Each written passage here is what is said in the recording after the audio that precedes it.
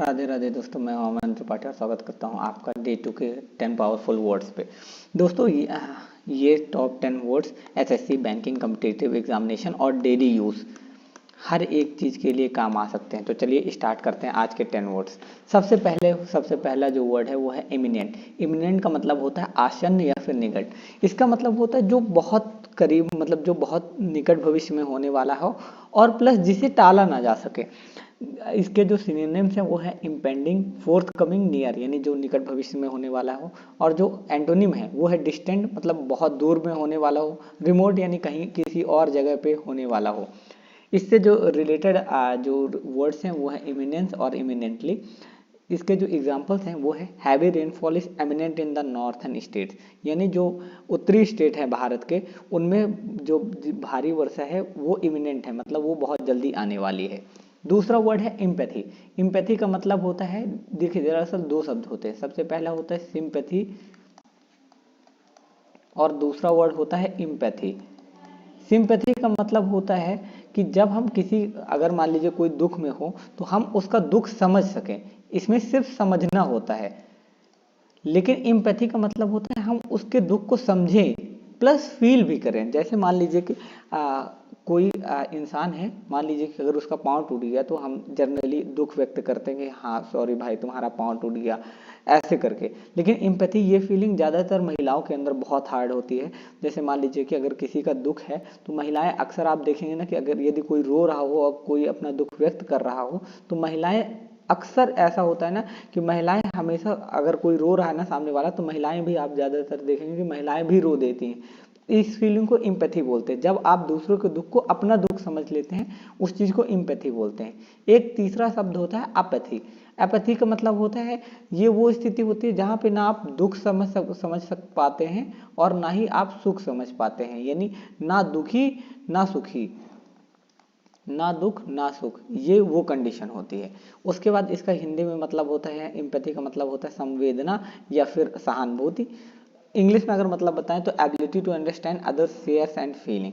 जो इसके एंटोनिम्स हैं इनडिफरेंस और एपैथी। इसका मतलब ये होता है कि आप किसी की भावनाओं को ना समझ पाएं। एग्जाम्पल अगर इसके देखें तो good teacher shows empathy towards the students problem, यानी जो एक अच्छा शिक्षक होता है वो छात्रों के समस्याओं के प्रति सहानुभूति दिखाता है। तीसरा वर्ड है हिंडर। हिंडर का मतलब होता है बाधा डालना या फिर रोकना। जैसे मान लीजिए कि कोई भी सबसे पहले एग्जाम्पल ही देख लेते हैं। Poor infrastructure can hinder the development. इसका मतलब ये है कि यदि खराब बुनियादी ढांचा है तो वो विकास में 101% बाधा आएगा। जैसे मान लीजिए कि कभी कभी आप जैसे कहीं जाते हैं तो अगर रोड में जंपिंग आ जाती है तो उस कंडीशन में आप बोल सकते हैं the jumping on the road hindered my path, यानी जो रोड में जो जंपिंग थी वो मेरे रास्ते में आके मेरे रास्ते के लिए रुकावट बन गई। इसको जो कुछ सिनोनिम है वो है ऑब्स्ट्रैक्ट, इम्पीड या फिर ब्लॉक। ब्लॉक करने का मतलब भी होता है रोकना या फिर बाधा डालना। इम्पीड का भी सेम मतलब होता है, ऑब्स्ट्रैक्ट का भी यही मतलब होता है। इसके जो एंटोनिम है वो है असिस्ट एंड फैसिलिटेट। असिस्ट और फैसिलिटेट का मतलब ये होता है ना कि किसी की सहायता करना या फिर किसी को मदद करना, यदि वो सामने वाला आगे बढ़ना चाहता है तो। फिर चौथा इंपॉर्टेंट वर्ड है कीन। कीन का मतलब होता है उत्सुक या फिर तीव्र। कई बार ऐसा होता है ना कि हम कीन इंटरेस्ट लेते हैं, मतलब हमारा बहुत ज़्यादा उत्सुकता भरी इंटरेस्ट होता है किसी भी चीज़ में, तो ऐसे शब्दों को कीन बोलते हैं। वेरी ईगर या फिर इंटरेस्टेड। सिनोनिम है इंथुसियास्टिक, ईगर, पैशनेट, यानी जब हम कई बार बहुत हद से ज़्यादा, मतलब जैसे मान लीजिए कि मैं क्रिकेट खेलने के लिए बहुत ही ज़्यादा पैशनेट हूँ तो इसमें मैं बोल सकता हूँ आई एम वेरी पैशनेट या फिर I am very keen for playing the cricket.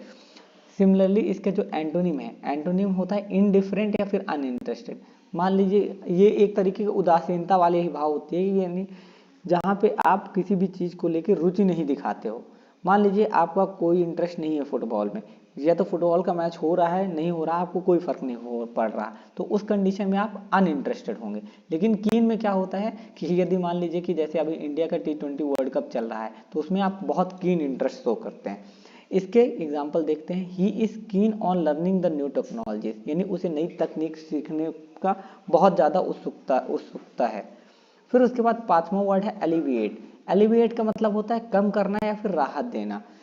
To इसका अगर इंग्लिश में मीनिंग देखें तो होता है to make something less severe, ease, relief, reduce. मान लीजिए कि यदि कोई भी इंसान पीड़ा में है, कष्ट में है, तो एलिविएट करने का मतलब होता है उस पीड़ा को कम करना, या फिर दुख, वेदना, कष्ट, पीड़ा, किसी भी चीज को थोड़ा सा रिलीफ पहुंचाना या फिर कम कर देना को बोलते हैं एलिविएट। इसके जो एंटोनिम है वो है एग्रावेट और या फिर इंटेंसिफाई। यानी यदि कोई कष्ट में है तो उसके कष्ट को आप थोड़ा सा और पुश कर दे, इस चीज को बोलते हैं एग्रावेट या फिर इंटेंसिफाई। इसके उदाहरण की बात करें तो government schemes help alleviate unemployment, यानी गवर्नमेंट की जो भी स्कीम है वो अनएम्प्लॉयमेंट को कम करने के काम में आती हैं। फिर छठवां शब्द है कोहिरेंट। कोहिरेंट का मतलब होता है सुसंगत या फिर तार्किक। कोई भी व्यक्ति यदि अपने लॉजिक में बहुत ही ज़्यादा क्लियर है, लॉजिक मतलब बौद्धिक स्तर से बहुत ज़्यादा क्लियर है, तो उसको हम कोहिरेंट बोलते हैं। इसके जो सिनोनिम है वो है लॉजिकल, कंसिस्टेंट, क्लियर। यानी कोई भी इंसान अपने बौद्धिक स्तर को लेकर बहुत ही क्लियर है कि उसे क्या करना है। बहुत सारे बच्चे होते हैं जो एक सर्टेन एज ग्रुप में आने के बाद 24, 25 या फिर 28 में भी आने के बाद उन्हें ऐसा लगता है कि वो अब क्या करें, वो इस पाथ में जाएं या फिर अपने लाइफ में कोई और डायरेक्शन चुने।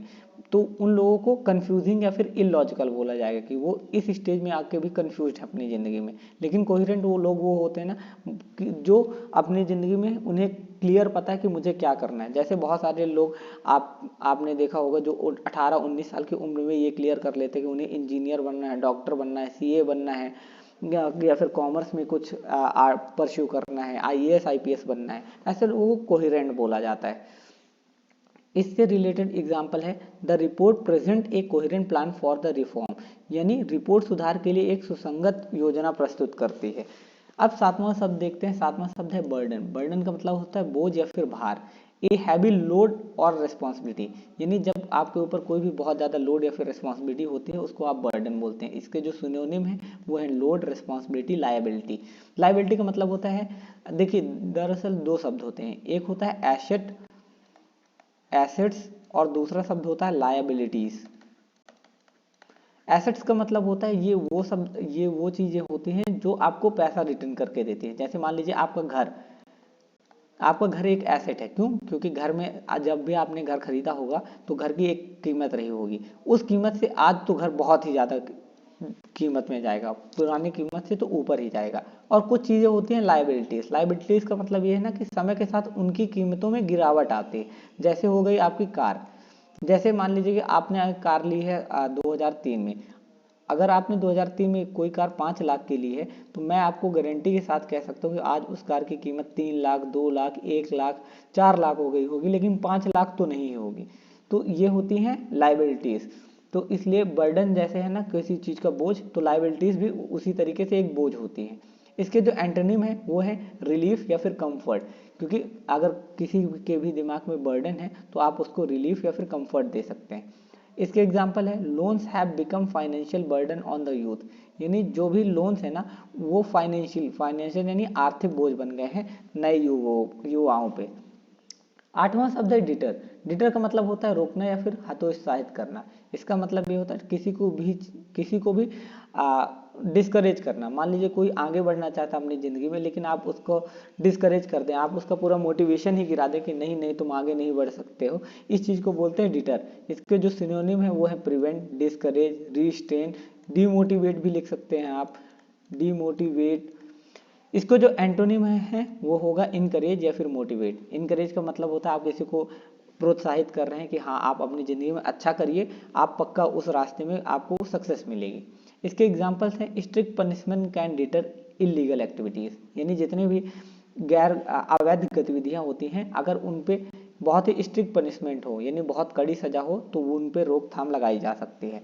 नाइन्थ है फ्रिवोलस। फ्रिवोलस मतलब होता है तुच्छ या फिर गैर गंभीर, यानी जो सीरियस बिल्कुल भी नहीं है अपनी जिंदगी में।